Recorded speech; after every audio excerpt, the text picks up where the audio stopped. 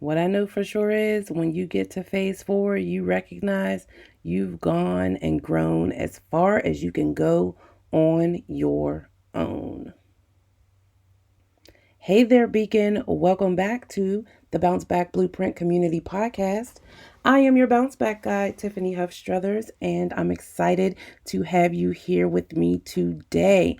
I know you could be anywhere else in the world, and I do not take your presence here for granted. Please, wherever you are listening, go ahead and subscribe to the podcast on Apple Podcasts, Spotify, Google Play, wherever you are listening.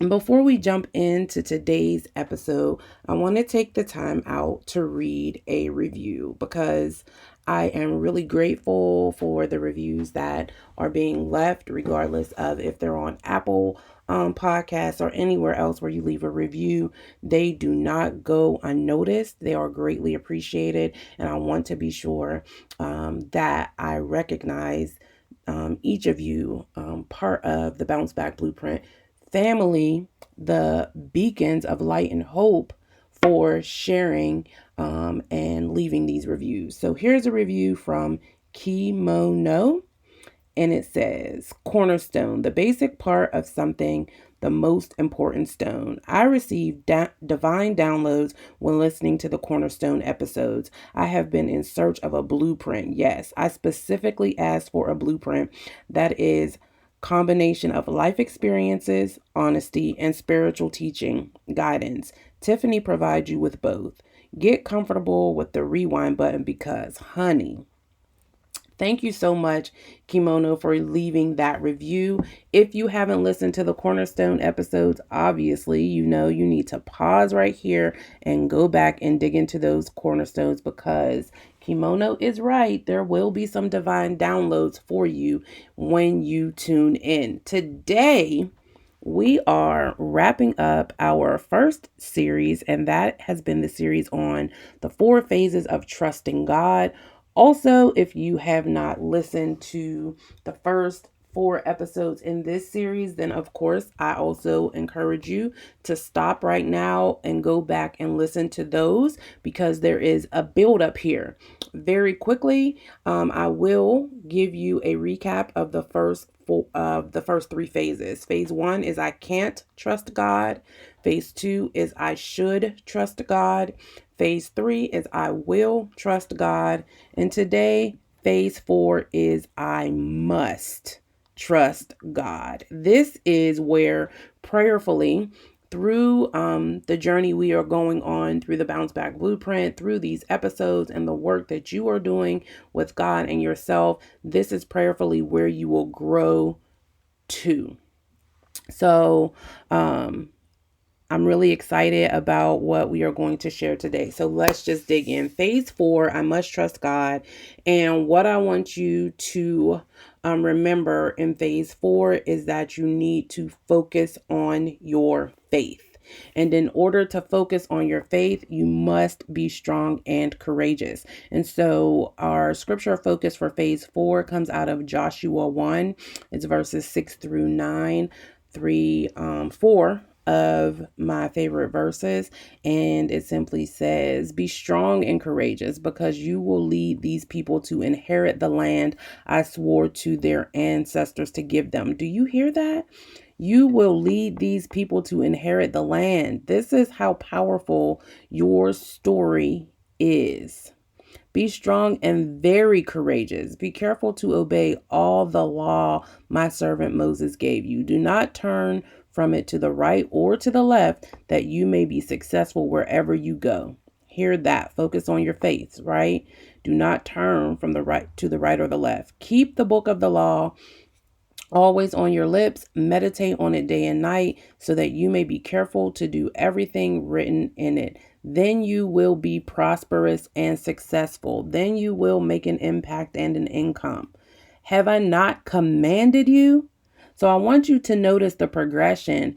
In verse 6, it says, be strong and courageous. In verse 7, it says, be strong and very courageous. When he gets to verse 9, he's saying, have I not commanded you? In case you didn't catch it, he's saying it again for the people in the balcony and the people in the back. Have I not commanded you? Be strong and courageous. Do not be afraid. Do not be discouraged. For the Lord your God will be with you wherever you go. Do not be afraid to share your story, to share your truth. Do not be discouraged by what other people are doing or who is or isn't supporting you. Do not. For the Lord your God will be with you wherever you go. Focus on your faith.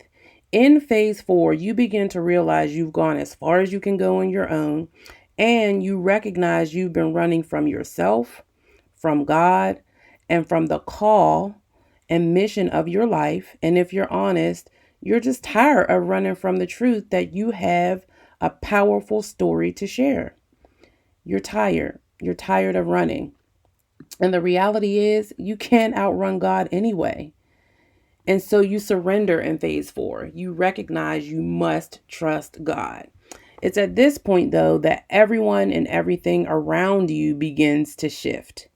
It'll appear you're playing for the wrong team, like you and God are against the world. And sometimes you just might be. You'll find yourself singing that old school Houdini. Friends, how many of us have them?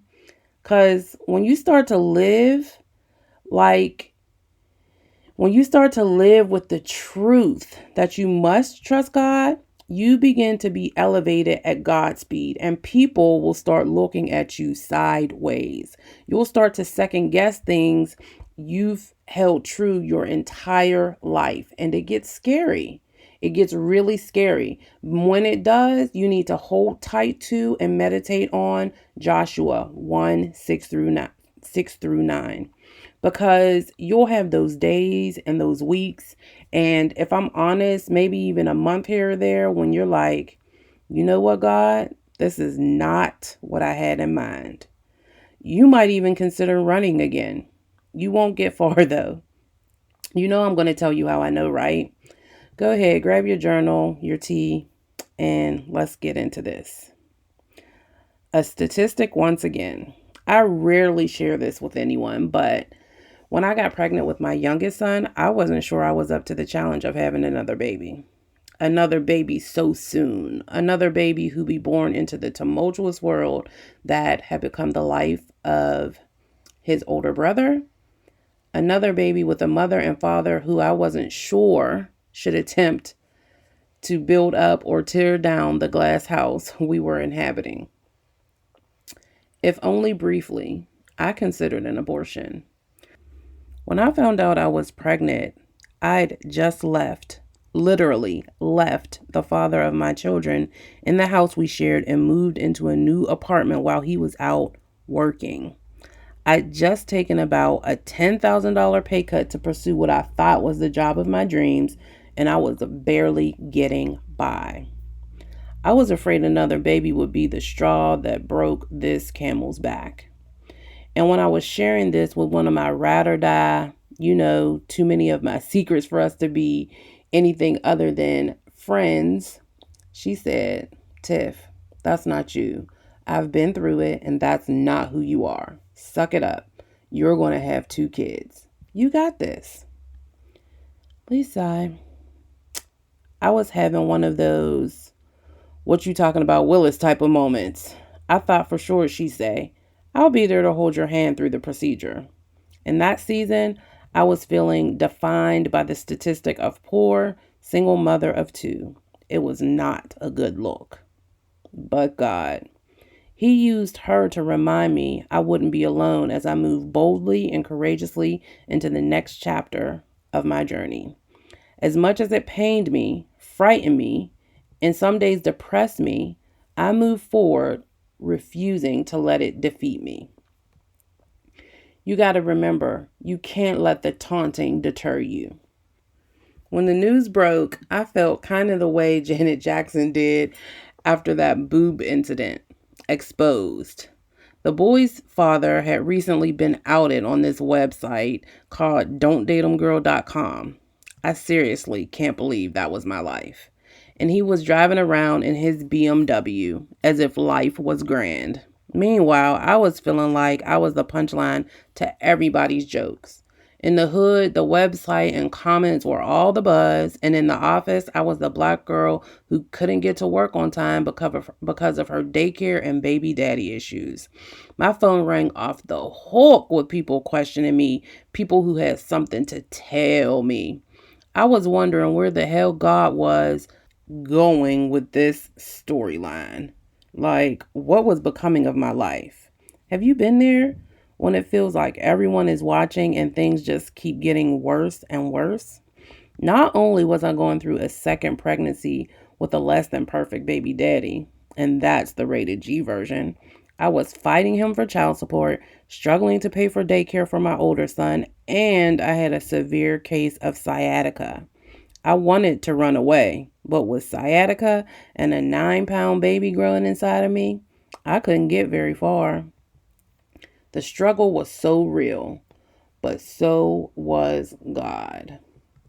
In my mind, I was telling myself I must keep going because I have one and soon to be two babies depending on me.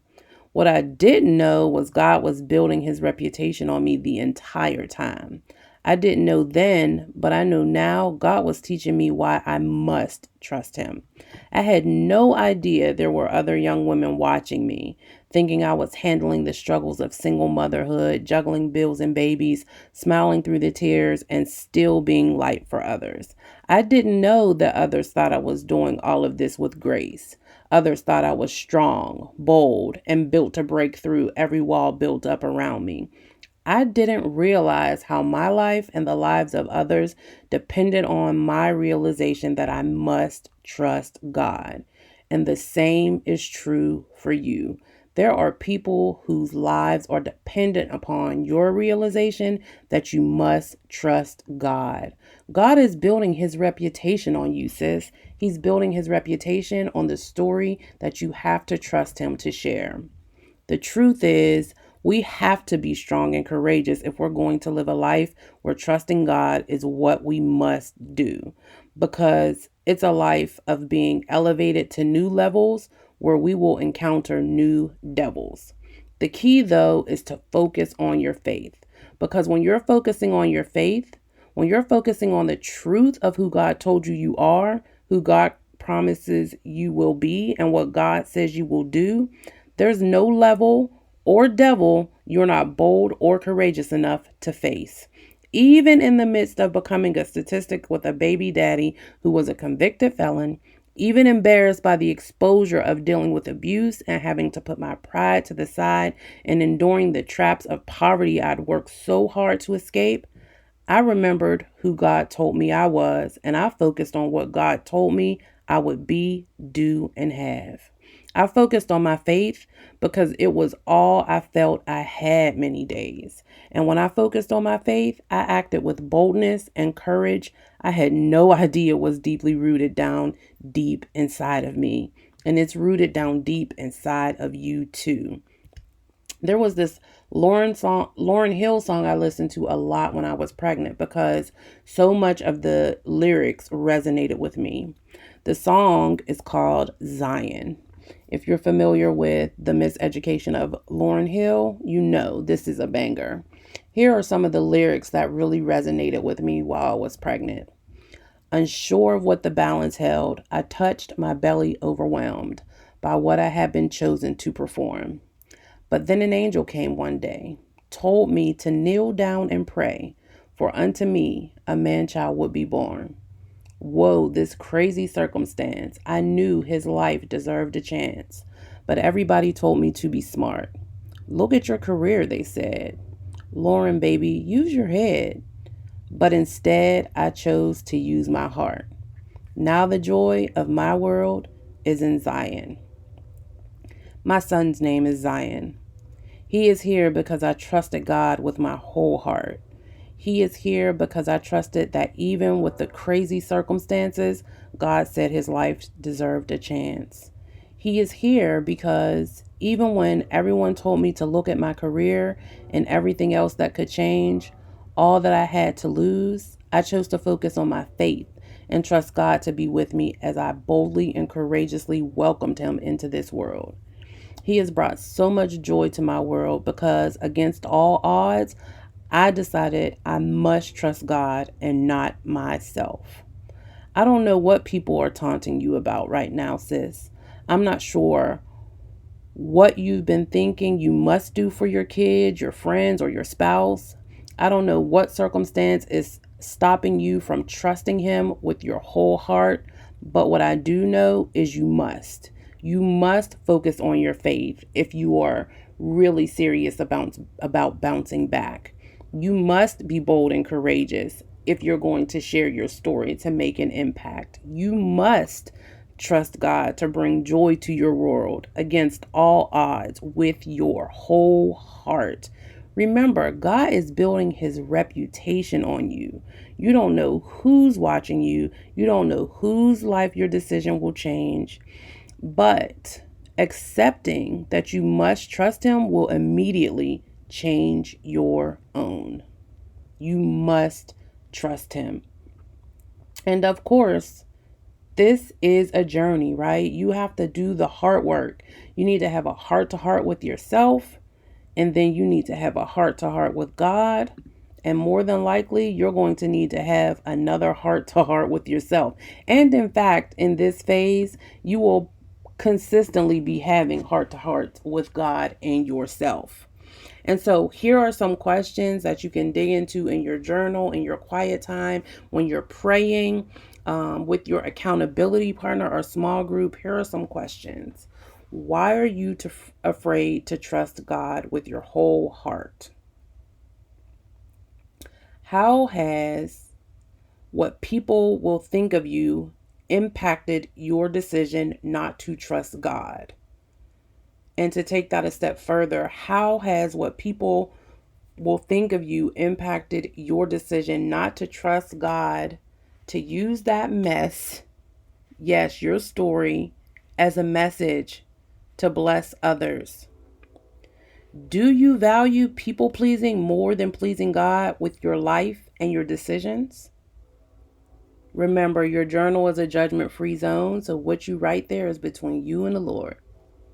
And finally, in what areas of your life do you need to be strong and courageous enough to face new devils so you can be elevated to higher levels? And that last question right there is the real truth that you need to dig into, because what I know for sure is that when you finally decide and choose and admit and accept and surrender to the truth that you must trust God, is when He is going to open the floodgates. And when you are using that story as He intended it to, you are going to be elevated. And so you really need to question, are you refusing to trust Him because you're afraid of success even more than you're afraid of failure? Be honest with yourself. You cannot conquer what you refuse to confront. And these questions will help you to call out what you need to confront so that you can begin the journey to conquering it.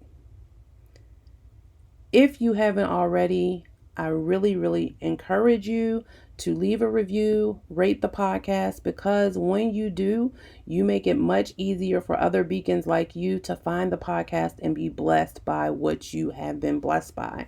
So if you were blessed by this episode, please leave a review so that someone else will know. And you can also take it a step further and share it on social. If you share it on Facebook, Twitter, Instagram, tag me at the Tiffany Huff. I would love to connect with you there.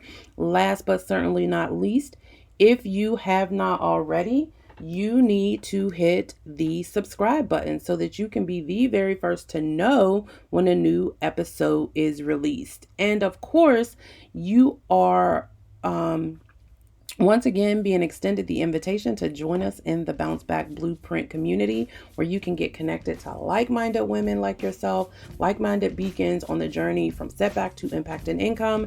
And we even dive a little bit deeper into the conversation around those questions that you are doing the heart work with.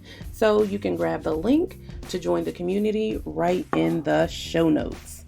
And remember, God is not going to play you. But if you think you are going to be successful, if you think He is going to elevate you when you refuse to trust Him, you are certainly playing yourself. You must trust God.